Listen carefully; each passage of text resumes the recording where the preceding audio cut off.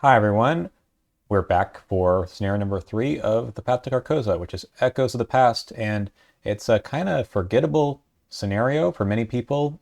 In fact, the art right here on the front is maybe something you haven't seen before.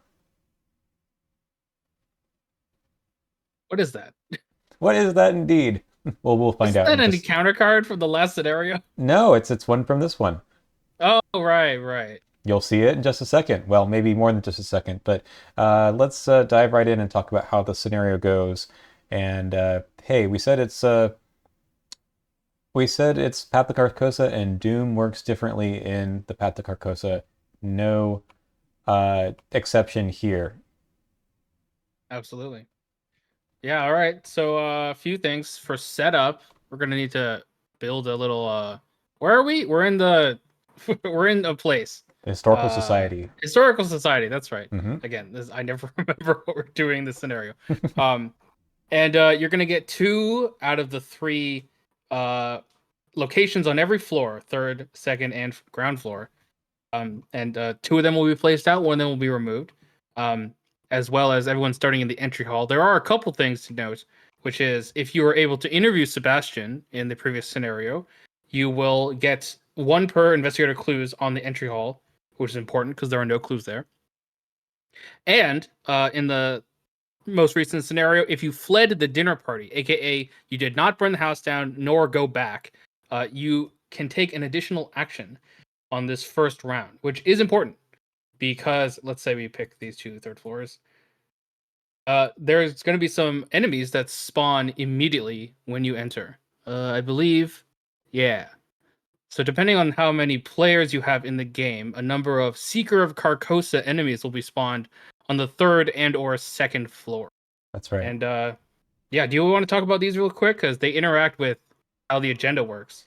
All right, so we've got three of these guys, and as you said, either none of them show up, one of them, or even all three, and they're Hmm. hard to get to. So whenever any enemy spawns on one of these uh, empty historical society locations or any historical society locations, period, you got to reveal them. So Yep. these guys show up. Let's just put one up here because that's likely in two-player.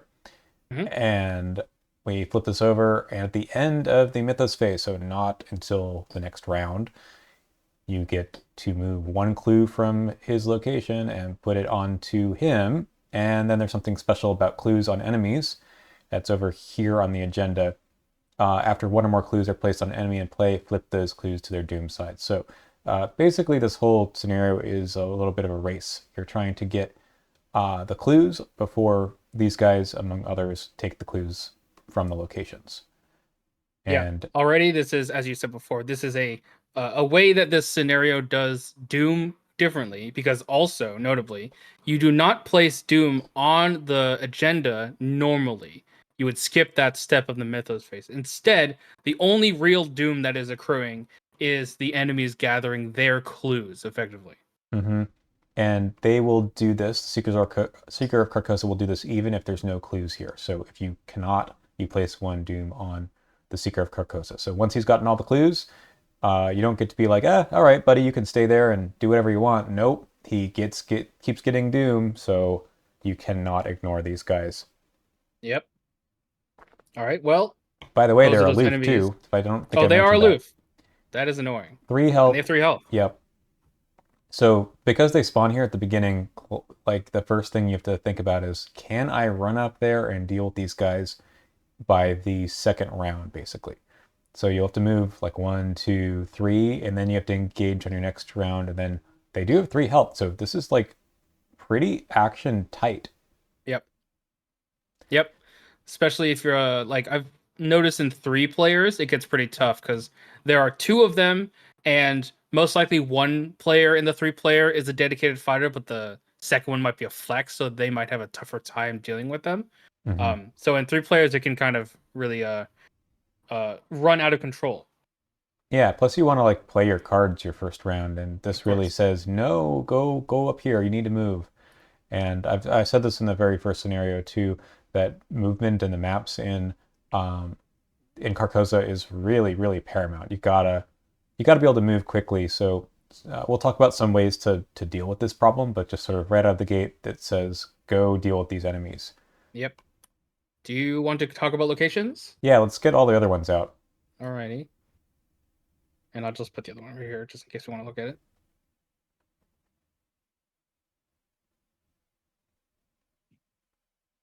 Okay. There is something kind of funny with these two. You'll note that actually, now that we have them out here on the table, a couple of them are potentially connected, not just through this main staircase. This doesn't happen always because these two locations may not be in play. But Yes. but yeah, you can move around with this little shortcut, but not always. Mm-hmm. Okay, so one by one, this one that we put out first, each enemy gets +1 fight, +1 evade. I find this is kind of hard to remember. Yeah. I also find it rarely comes up. +1 fight isn't the worst thing in the world, but it may be worth something. Yeah, I mean, these guys are only 2 fights, so it can be a problem that Yeah. you were like, oh, I'll just punch or something Yeah. without my weapon. Uh, there's a few other enemies in play, but yeah, that's just kind of there. There's one more version of this. It's down here on the ground floor. Mm-hmm. Okay, and they just have one per player clues of each. We have this one, which is Mr. Peabody's office, and we'll see him later. Yes. Portrait, not pretty high.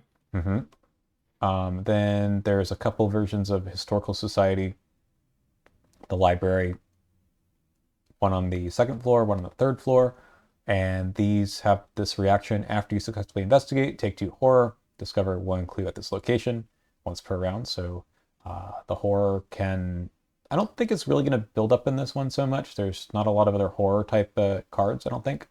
Yeah. The only thing it might affect is the descent into madness, maybe losing some actions in the future, but otherwise not Yeah. too bad. Yeah. So like this is a good way to just basically get an extra clue. Yep. So yeah, there's 2 of those. What else we got? We have the museum location, so your intellect cannot be increased. I assume they mean like from your base. Right. So magnifying glasses do not increase, nor does Dr. Mylan, I believe. Hmm. Nor, of course, skill cards. Nor skill cards, right? Calvin, sorry. Although, actually, hold on. I redact that skill cards because they add skill value, right? They don't add to your intellect? Actually, not sure. Not sure. I want Ultimately, it's to. fine. It's a I two-shot want to say location. no. Yeah, yeah. Okay, then we've got the same thing over here on the Yep. ground floor, and a couple of one-off locations. Then, so this is a cool one. I like it. Exhaust an ally, discover a clue. Yeah. A lot of couple allies that really don't even need to exhaust that you can just do it with for free clue. It's pretty nice. Hmm. And I All think right, this this is the time. last one, right? Yeah. This one's kind of Uh, funny. 5 Shroud, you can take an investigate action on here. The very first scenario had something like this too, which is also a 5 Shroud location.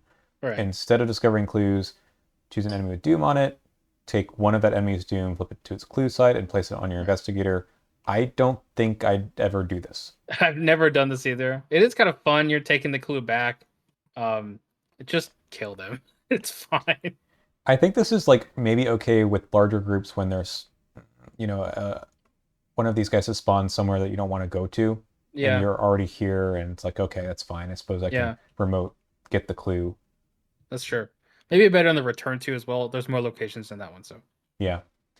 Anyway, so you have to get clues, and you yeah, do it before the agenda advances. So your act is going to be to just get 2 per investigator clues, indeed. and And then then you do it do it again. again. And all this does is just refills some clues. By the way, Yes. if there is the case that there is somehow no clues on the table, there is a way to generate more clues. Which I don't. If this has ever happened to you, I'm sorry. No, it's never happened to me. Yeah, so like if they steal all the clues basically from the locations, I guess, but Yeah, you're basically gonna be going right towards the final part of the scenario then yeah, pretty quickly. pretty much. Just a failsafe. Yeah. Okay. So yeah, you need to add clues onto locations. Doesn't refill completely, but it just goes up to 1 per Yep. uh, investigator. Do it again. Do it again. And then you get to add the clues back, and you get the set aside Mr. Peabody asset, which is somewhere. Indeed. Where is he? Is he over? No, that's not that guy. Uh-oh. Here he is. Aha. Okay. So this guy unfortunately takes up an ally slot. Please don't. Curses. Play. Don't do this. Okay. And he's like a weird action tax, and you might wonder what on earth this is doing. Well, you have to also put this hidden library location into play, and it has this text that is odd, I think, because it doesn't really explain anything. You have Yeah. to sort of intuit that the only way to get to the hidden library is based on what's on the act here. It says that locations with the passageway trait are connected to one another, and you need to use this guy to give the hidden library the passageway trait. And if you're in a location with the passageway trait, which we didn't mention that several of these have that, so it's this one, I think there's one on each floor. This one down here, this one, and this one, they all have passageway traits. So basically, you sit here, you have this, or at least someone has this. They give hidden library the passageway trait. It's now connected, so you can move from there to here. But it only keeps that until the end of the round, basically, until he readies. Right. So, Which is there a way to prevent him from readying? That's the question. hmm. Yeah, what if you like have him with I don't know, inspiring presence or something like that, right? Yeah, you could ready him prematurely. That'd be funny. Exactly. Or Charlie Kane. Yeah. Anyway, yeah, so yeah, you gotta do that, and then once someone goes here, you can see that there's actually a lot of clues. There's a four shroud location, but -1 if you use Mr. Peabody this round anyway. Yeah. And then 3 per, and you gotta either empty all the clues off or something else will happen. Indeed. To note, there are a couple effects, including the enemies, right, that can steal the clues off here. So it's possible that you get here and you don't have enough clues to keep going. You might need to come back somehow and get some clues, but hopefully this is all the clues that you need to finish Yes. off the act. Yeah, that's right. I said you have to empty off the clues. That's not totally true. You need to spend all the clues Right. that the act asks for. So you could actually, I will say that actually happens to me a lot. Yeah. I will be sitting in here and draw one of the like the fanatic, for example, Yeah. and it's annoying because we'll talk about that in a second. But um, that is how you play this scenario, Yeah. and absolutely nothing else will ever happen, right? Well, I figure maybe we should still talk about it Mm-hmm. because even though it's so rare, well, maybe it's not rare. We've seen it happen, of course, but Mm-hmm. it is possible. Um, one Okay. thing to note, yes, one thing to note about this agenda is because Doom does not accrue naturally, it is theoretically possible for you to never advance this agenda. If you're dealing with the enemies as soon as they come up, no other Doom gets in play. Maybe you draw led astray and you cancel it a bunch of times, right? Or Mm-hmm. maybe you only draw it a few times. Um, you can have a situation where there is very, very little doom occurring on this agenda.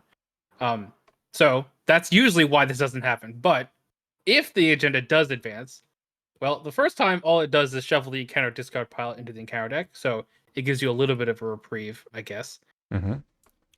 The second agenda is exactly the same, but at the after you advance this one, we will instead spawn a big guy, the possessed oathspeaker. That's the guy. That's Uh, the guy from the thumbnail.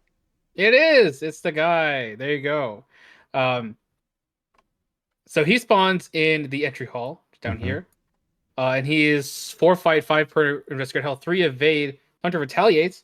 Cannot be damaged during Act 1 or Act 2, meaning you have to be able to have the hidden library in play in order to deal with this guy to begin with.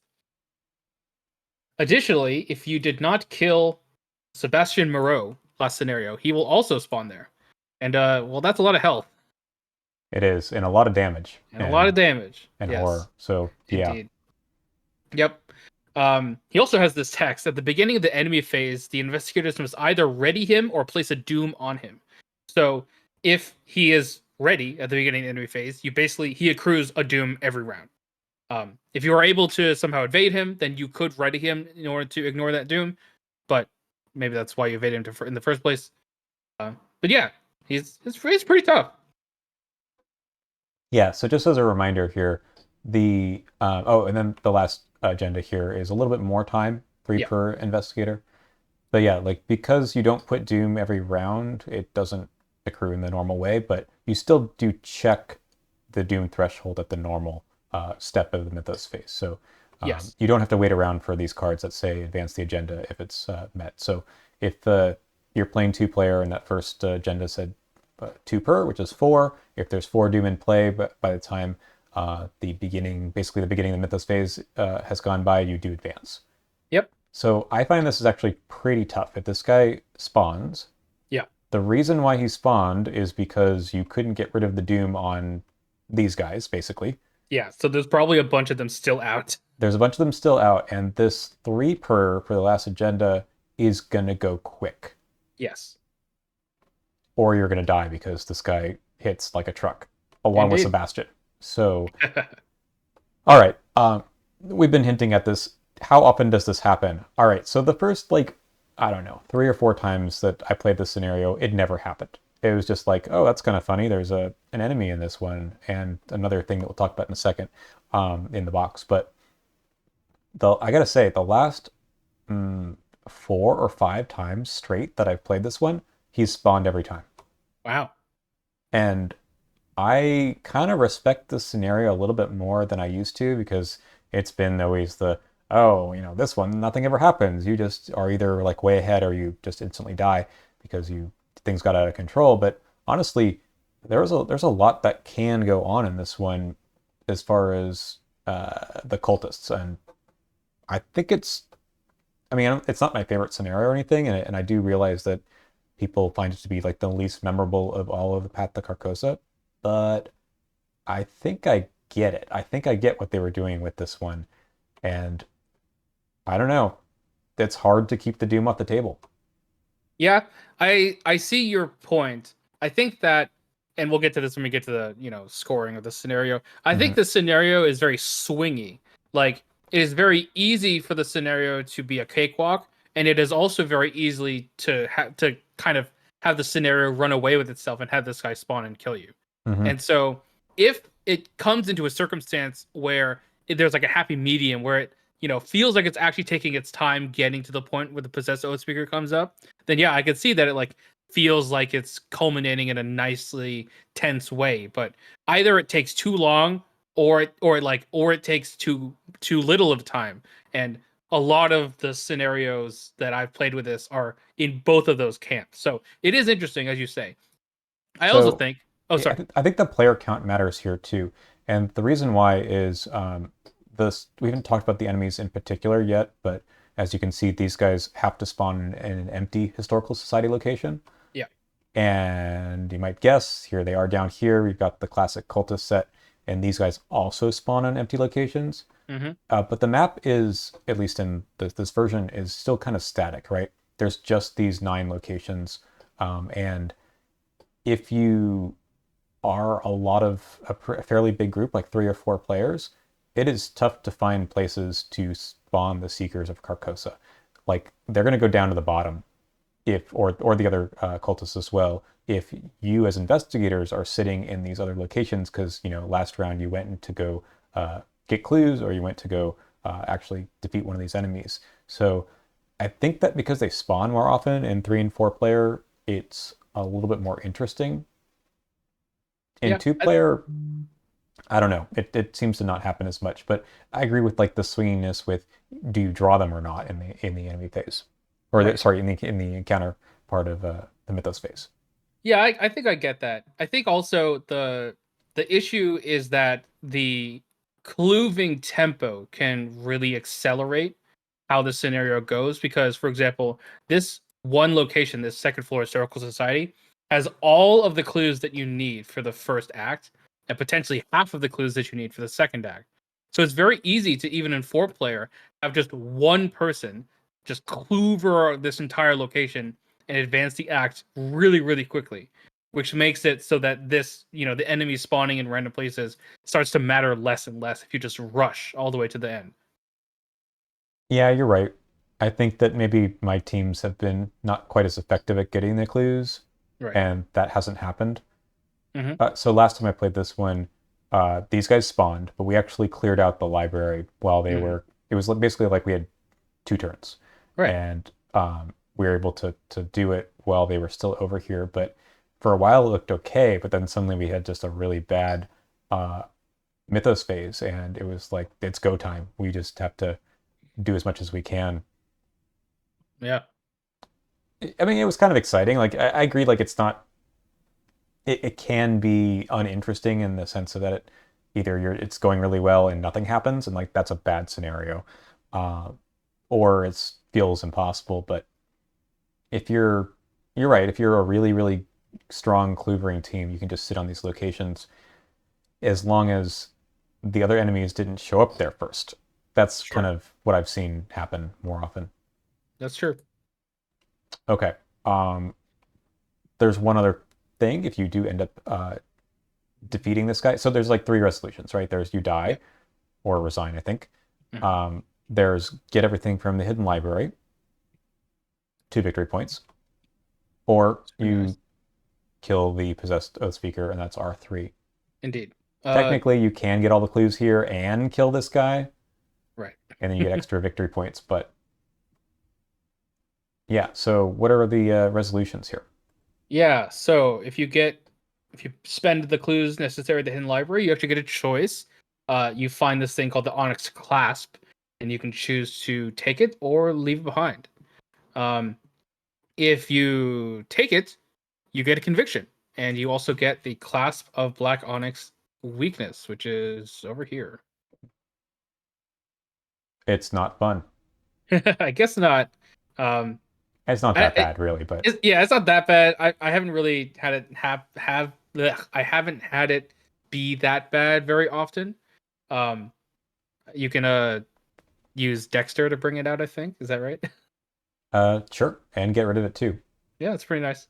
I think the Um, problem with it is just that you have so many weaknesses in this campaign where it just gets sort of annoying later on.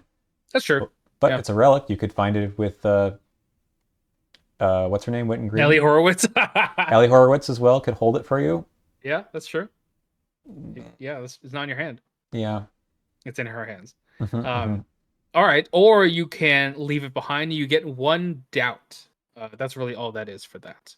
Albeit, of course, if you took it or leave it behind, it will impact the next scenario, which is very interesting. Yep. We won't talk about that until next week, but it is somewhat important. Indeed. Okay. Instead, if you destroyed the Oath Speaker, you get R3. Someone will get to add the Tattered Cloak story asset to their deck. I don't think I've actually ever had this because I've really actually killed the Oath Speaker. Have you ever had this? I have. It's What do you cool. think? Yeah. I think it's kind of fun. I had it in Min when I played it on my channel, and Yeah. yeah, it gives you some interesting stat boosts for having only 3 or fewer remaining sanity, which does happen in this campaign. It does. It's kind of cute, but it's not. I wouldn't say it's like a good story asset like some other ones you might get in other campaigns. Yeah. The I think allies it's in it's Dunwich are way better, right? yes, for sure. Definitely feels more flavorful than anything, and of course, it would benefit the last scenario without Yes. spoilers. Hmm.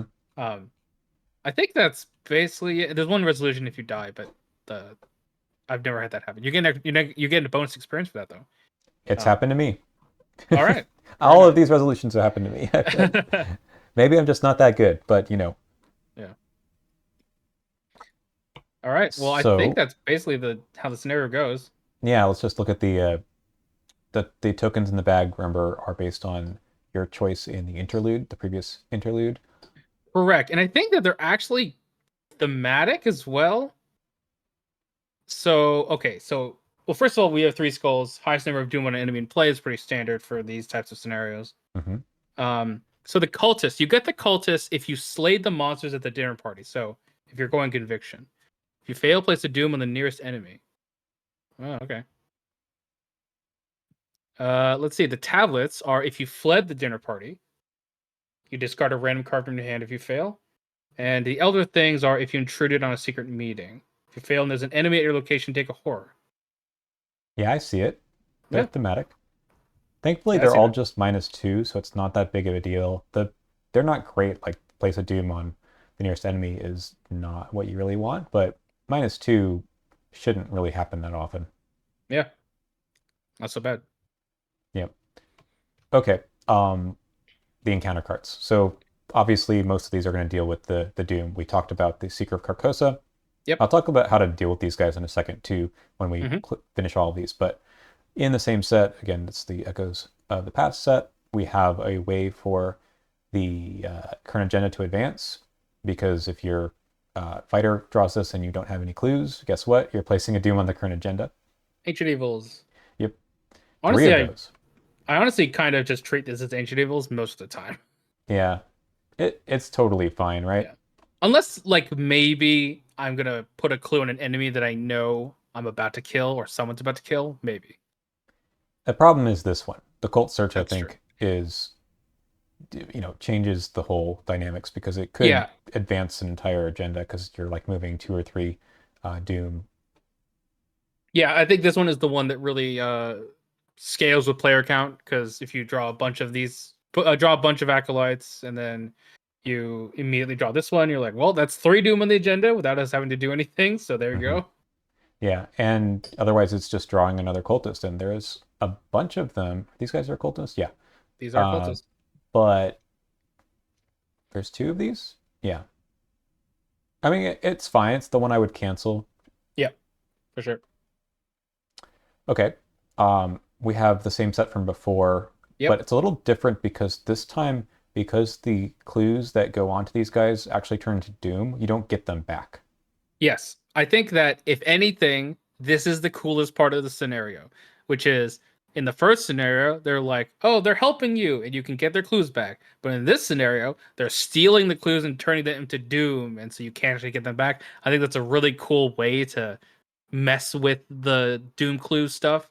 And this scenario I think does it represents the theme of that really well, I think. Agreed. This guy's here so you can get victory points because otherwise Indeed. there's only three. I mean, it's just two plus this guy basically. Yep. So the King's Edict, same kind of thing as before, uh, but there could be more than one clue or doom, well, doom, I guess, on the enemy, so it can be a little scary. Yeah, and also it says for each cultist enemy in play, and there's a possibility that there's like two or three at a time. So that's a lot of clues to That's true. lose. So it accelerates things quite a Yep. bit. All right, more doom stuff down here. So mysterious chanting is Wizard of the Order and Acolyte are kind of similar. The only difference is these guys don't spawn necessarily in the historical societies. You can put them in the hallway here or the Yep. stairwell and just go kill them on your way. Yep. Um, but it's basically some more these acolytes are just more odd health enemies, which is kind of a problem in this scenario with the three health seekers of Carcosa. That's true. All right, what else we got? The hidden cards. Hidden cards. Yeah, I think that most of them are fine this scenario, except for this one, once again, because there's going to be a lot of moving in this scenario. Mm-hmm. Yeah. Yeah, this is just I think filling out the encounter deck really. Yep. Locked door.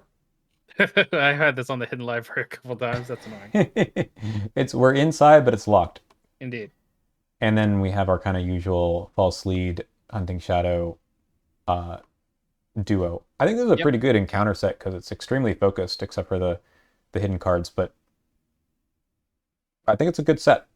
Yeah, I think it's pretty fair. Obviously there's a little bit some outliers with the cult search, but hopefully you can deal with it. And I think that overall, like, it gives a good mix on these enemies. What they do is they accrue doom, and so that's the fighter's job is to let this give the seekers more time to get their clues right. Hmm. And I think they do that well. Yeah, I think the fanatic honestly is the biggest problem because it takes a clue away from your location, and it Yep. goes to location with the most clues. So he's going to go bother Hmm. your seekers. It's also nice though that if the like these three enemies spawn in empty locations, so like with some risk, obviously, the seekers can sometimes be off on their own, Hmm. um, because these enemies won't spawn on them. Of course, maybe you'll draw the ancient and the king, and that'll be different, but for the most part, it is true. Yeah, it is. It does sort of shake things up where the fighter really has to go after. these enemies where as the seeker is just sitting in one or two locations. So yeah, it's sometimes a question of like, do you go save your seeker or do you go after the enemy because it's going to be a problem? Yep. I do think there's one saving grace with this guy is that he only gets the clue at the end of the mythos phase. Right. So Along you with the Wizard of the Order. along with the Wizard of the Order. So you if you kind of count it out, you know that you're not going to advance until like basically the following mythos phase. Yeah. If you get to the doom threshold. So it's kind of okay. Although, of course, you could King's Edict into the Cult Search and then advance that way. Yep, that can happen. Okay, so I wanted to talk about this. 3 health enemy at this point in the campaign is pretty new, especially with the aloof keyword. So I think it's really important to fight with events in this particular scenario. If you're Nathaniel Cho and you have a get over here, like Yeah. that, it helps so much. Spectral Razor. Spectral Razor is really perfect Huge. for these guys. Yep. Again, the normal situation is that you'd be moving, engage, and then fight twice, Yeah. and you have no or fight with vicious blow or something. There's no room for error there, and it can happen. Even though it's 2 fight, that can get pumped up to 3 with some of these locations, with some of these other encounter cards. So I don't know. It's no joke. I think they only do horror back, which is probably more annoying to Guardians, but figuring out your action economy in this one is key. Yeah. No, I agree. I think that there's also ways to deal with that odd health amount. For example, cards like Beat Cop that can ping the last damage, being Agnes and ping the last damage on it. Although that being said, Agnes I think in this scenario is actually really really good because she has access to all of the really good ways to deal with everything in the scenario. Yeah, she Um, does. Plus, yeah, Both these guys do horror too, so you could just let them hit her. yes. Even Parallel Agnes actually has all the events as well to deal with that. Hmm. So both sides of Agnes. Um, so yeah, like there are ways to deal with it, but they are definitely something to be concerned about. You have to think about how to deal with them for sure. Yeah, if you're just going in with your normal like load of a machete or something, it's fine. It'll work, but it is going to take you extra actions. Yeah, even guard dog doesn't help because these guys don't do well. Level 0 guard dog because these guys don't do damage, but That's true. level 2 guard dog, you're good. Yep. All right. I think I've said all I've wanted to about what's out here. Yeah, I mean, I think it's fairly straightforward. Yeah, it can be a shorter scenario, which is fine. I think it's just doing the one thing and it does it okay. It could Hmm. be better. I think it's also worth pointing out that they have reiterated this or what's the word I'm looking for here? They, Try it they've again. they've tried this one again, right? Yeah. In future campaigns. I'm thinking most specifically of the Scarlet Keys has Yes. Dealings in the Dark, which Yeah. tries something like this, Hmm. and it does it better. I agree. Yeah, I agree too. There are some scarier enemies there, I think, and they give you a little bit more to do than exactly this. I'm trying to think if there's any other scenarios that remind me of this one. I'm trying to think as well. I'm not sure. Is there something in Edge of the Earth? Maybe not. Probably not. No, No. Well. I mean I like the idea of the race, right? Yeah. It makes sense, but I think they struggled to figure out exactly how to make it interesting on the kind of ends of uh, the bell curve, right? Which Yeah. ends up I being more common than probably they wanted anyway. Yeah, if anything, I think what this scenario does well is like it uses the mechanics and components of Arkham Horror the card game in like the most efficient way possible, because clues and Doom are on either side of each other. Hmm. Um, and so it kind of like goes into the theme of like Doom is the opposite of clues, and so this one is like really cool that it's literally flipping them on their heads. Um, and like that idea, that concept is like really cool and it should be explored.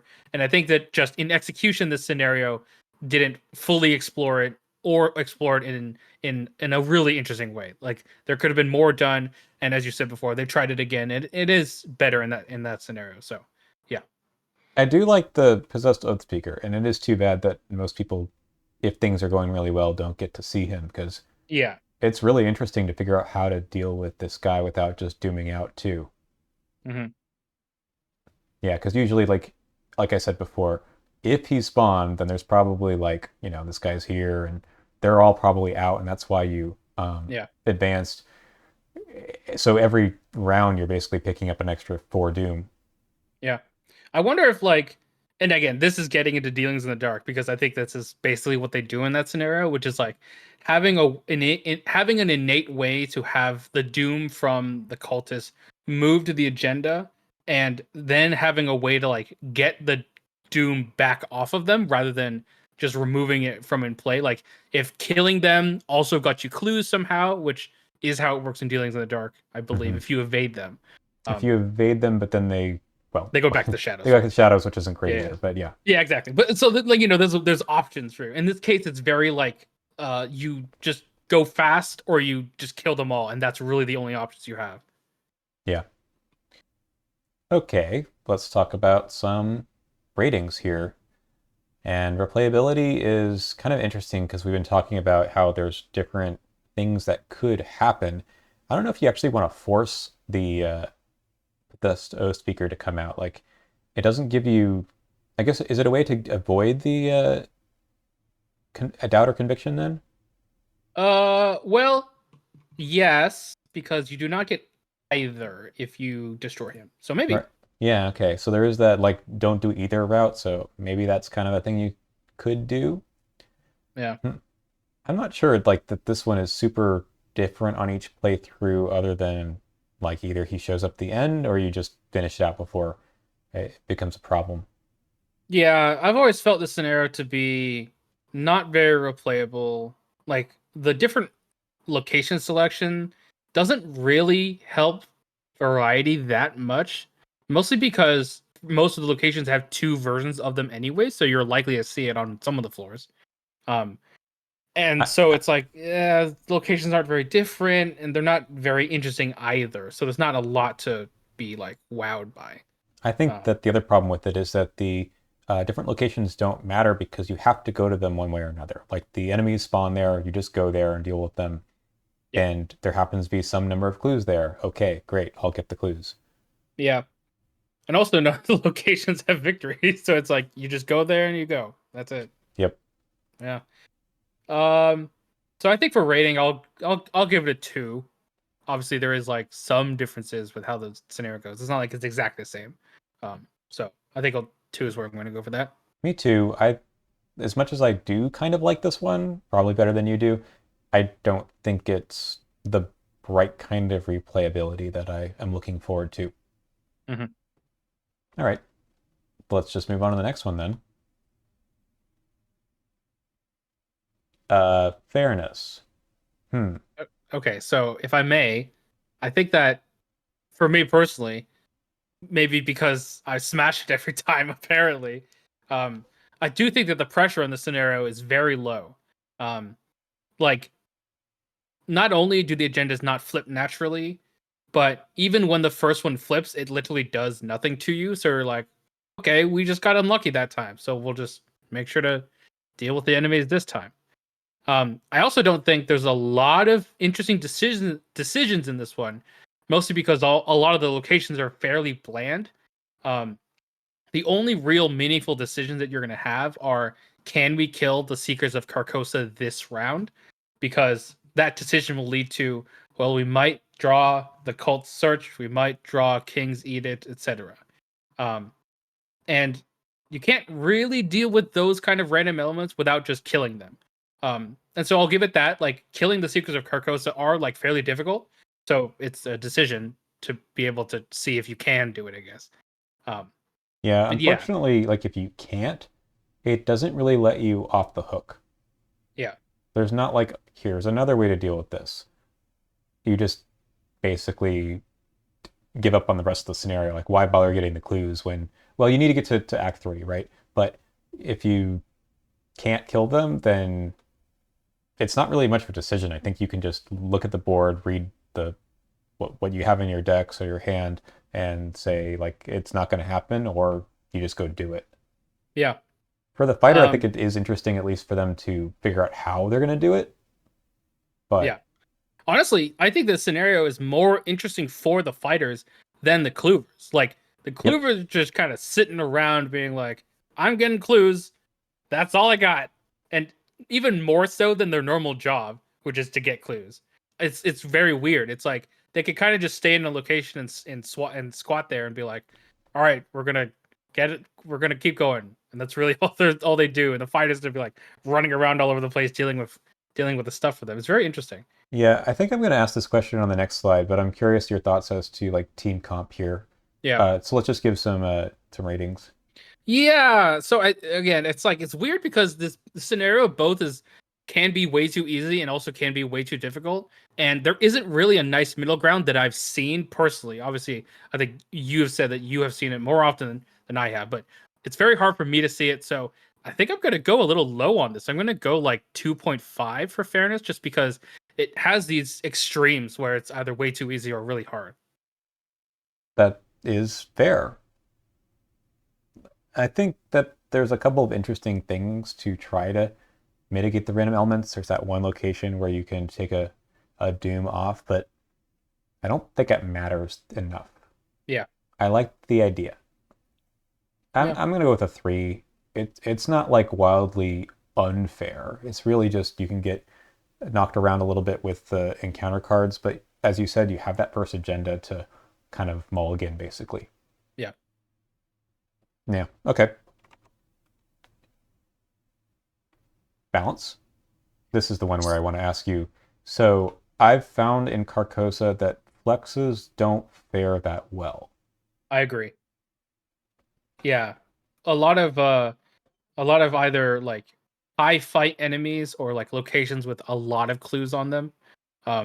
Or like scenarios where it'd be really good to because like there's rarely a need for one person to be able to do both things just Mm-hmm. because of how the mechanics work, which is different from other campaigns that may have stray actions for the fighter to do to be able to get clues or vice versa. This one very much does lean into like the focused group comp, as you say. And I think that the fighter needs to be really, really good at what they do to have a chance in this one. I mean, I think that a flex doesn't they're not out of it. Like they could go around hitting the one health acolytes, but I don't think that flexes have enough in their deck to really catch up with the Seekers of Carcosa in particular. Yeah, flexes don't have like a reliable way to repeatedly get rid of these enemies other than like other than building more fighter tools, as you said, like having either powerful guardian melee weapons or lots of ammo on their guns or lots of mystic spells. It's pretty tough. Yeah, Yeah. Ironically, I think one of the best cards for this one is a Seeker card, and that's Bloodright. that's true. I was also going to mention shortcut 2 on the second floor quiet halls. It's pretty dang awesome. Oh yeah, that's a good thing just to drop on your way up. Yeah. Yeah, and Um. Go ahead. yeah, and Bloodright in particular, Bloodright level 3, because that way you Yes. can just delete these enemies, the loop enemies, from the game. It's pretty good. Yeah, it But seems that's pretty Seekers nice. for you. Yeah. So I think I'm gonna go with a 3.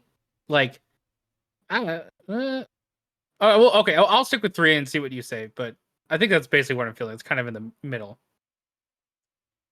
Yeah, so I think about the last question, like, what else can you do in this one? Like, you're not going to evade anyone. Doesn't make any sense. Yeah, that's true.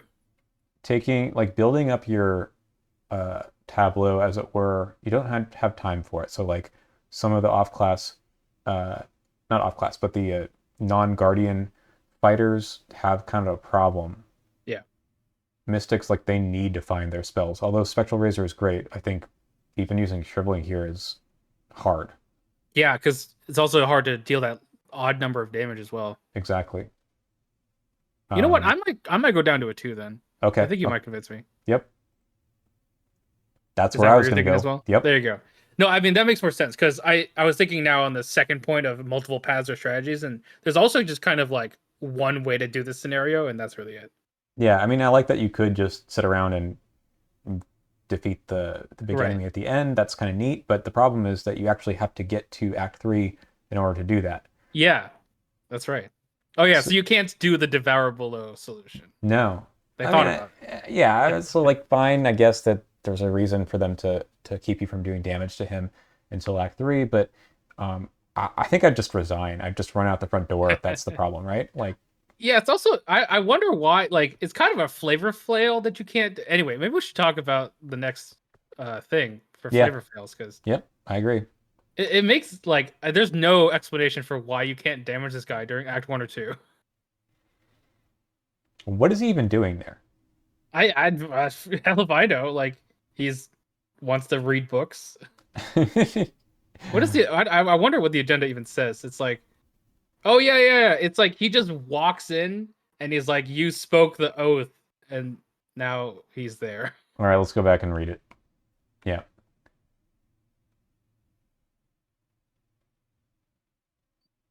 All right. Well. Wait, Oh, okay. So it's some he's other punishing guy. you for saying his name, I guess. Would it, Yeah. but it's some other guy, right? The man's voice is. Oh, wait, the man stammers, "No, I cannot," or it's the same guy. Uh. No. It's a man's voice response. That's the Okay, guy. okay, You spoke the oath. You spoke his name, and then the other guy is no, no, I cannot, no, I will not. Right. okay. And then the other guy eats it. Right, right. And then Sebastian shows up because, why not? Why not? Hey guys. Yeah, I mean, again, I love the art here and I love getting this tattered cloak. I think that's so cool. Yeah. But I I don't also know. think I really like the idea of the clues turning into doom. I think it's like a excellent thematic and mechanical resonance, perhaps. Like that's really cool.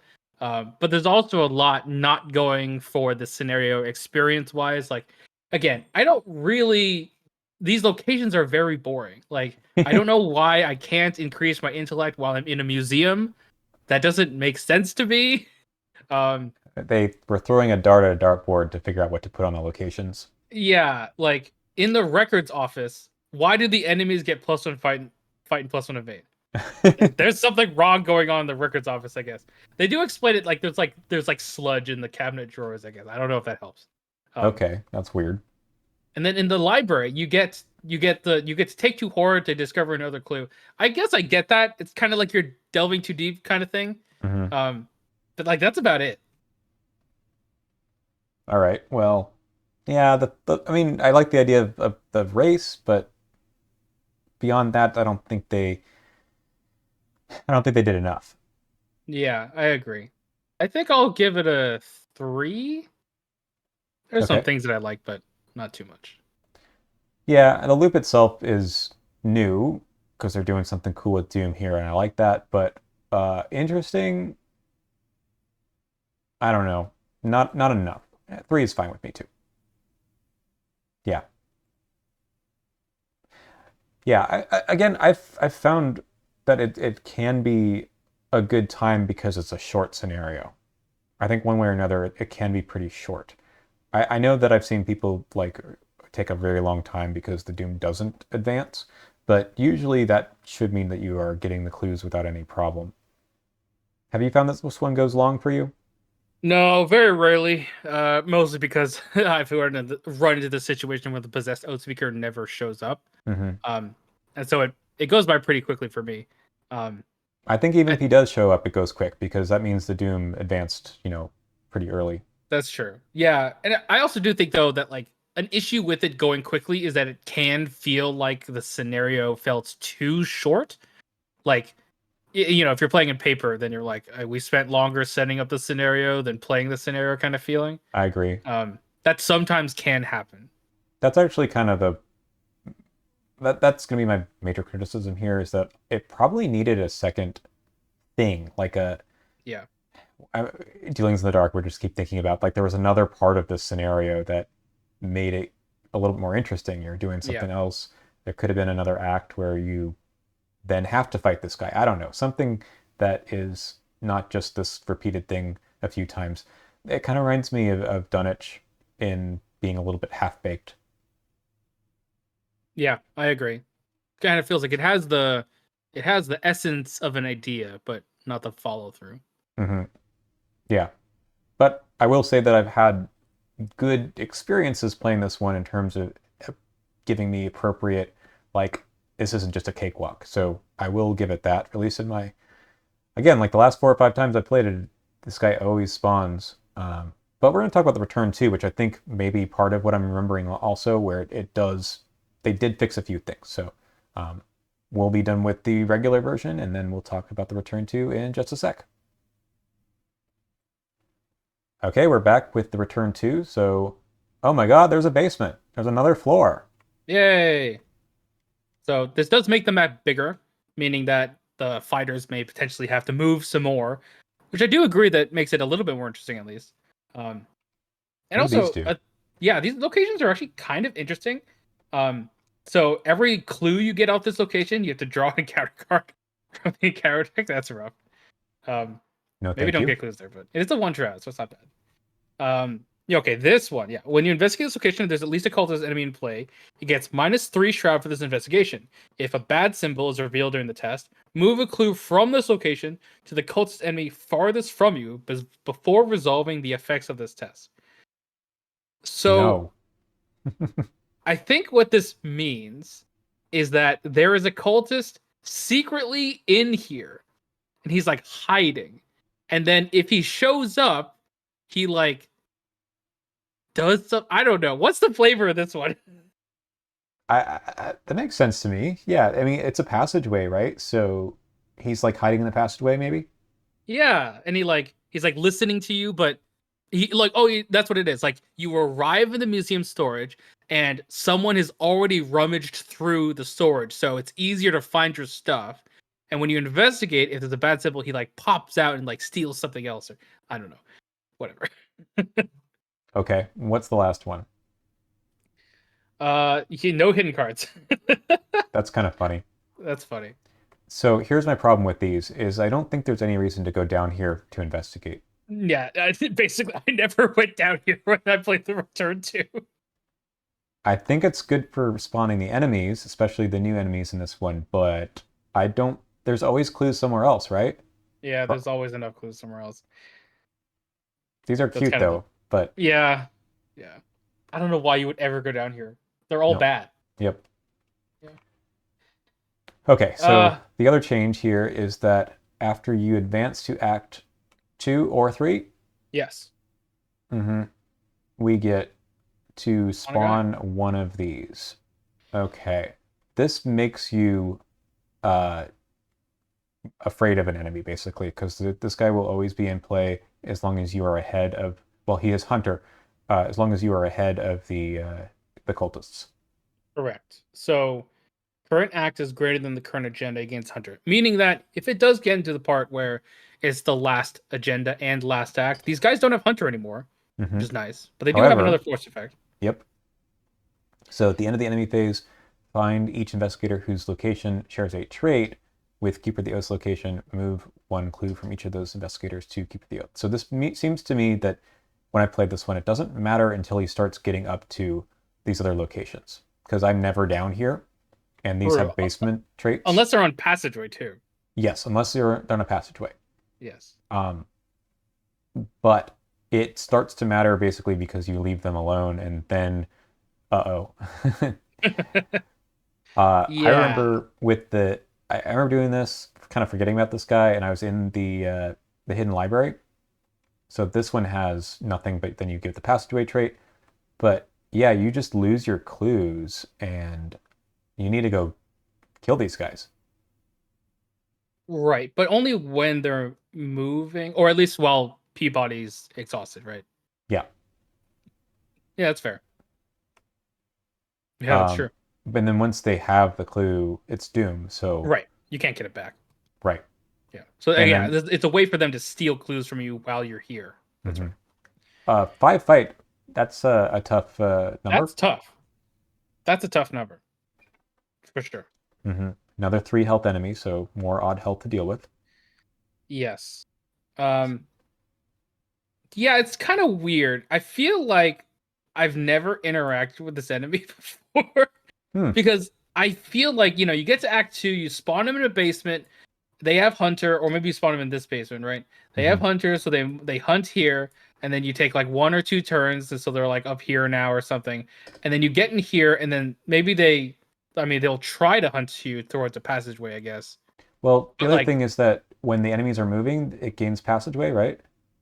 right, but they're not moving at the end of the enemy phase. So as long as they didn't start their turn, or as long as the hidden library isn't a passageway at the end of the enemy phase, and it didn't move to a passageway using its hunter ability, then you're fine, right?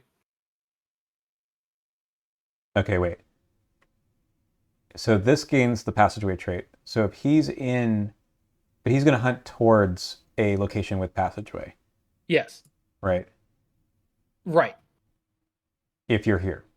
Right. So if you, let's say you moved there this turn with Mr. Peabody, Hmm. then it would be true. This guy would hunt. Was it passageway? This guy would hunt this way, and then at the end of the enemy phase, because Mr. Peabody is still exhausted, this would have the passageway trait, and therefore he would steal a clue from you. But next turn, he would, and let's say he was still here next turn. Next turn, if he moved here, this location doesn't have the passageway trait anymore because he's not moving anymore at the end of the enemy phase. Oh, I see, I see. Yeah, this probably should say During the enemy phase. during the enemy phase. Yeah, That's true.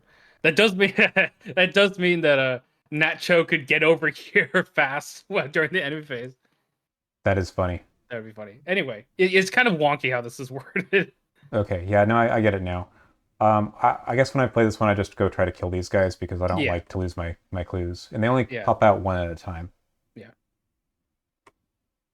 I I felt think 5-5's not nothing.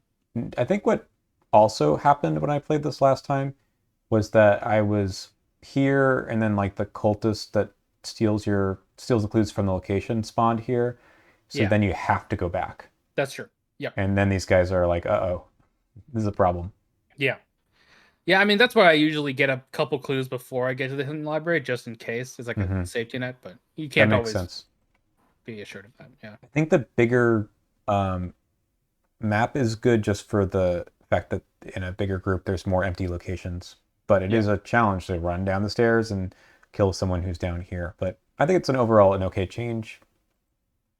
It didn't Yeah, really fix the major problems, but I do like having some extra enemies around. yeah, and it's nice that these locations are at least like unique. They're not like the boring ones, I Hmm. guess. So that's fun. Yeah. So yeah, last time I played this on my channel with Tommy and Daisy, there was no way. I think Daisy was stuck in the library with a cultist, Mm. and Tommy just went and killed uh, the Oath possessed speaker. speaker, or he died. I can't remember. Right. Yeah, he tried to do that. I think it was like we were counting the number of turns, and that was it. Yeah. So okay, is there anything else to say about the return two? I don't think there is. No, that's really it. Like we get these new hidden cards, but we already talked about them. They're Yeah. just kind of annoying. Yep. Okay. Well, thanks for watching. Next time we talk about the unspeakable oath, and there's a lot more to talk about in that one. So we look forward to seeing you there.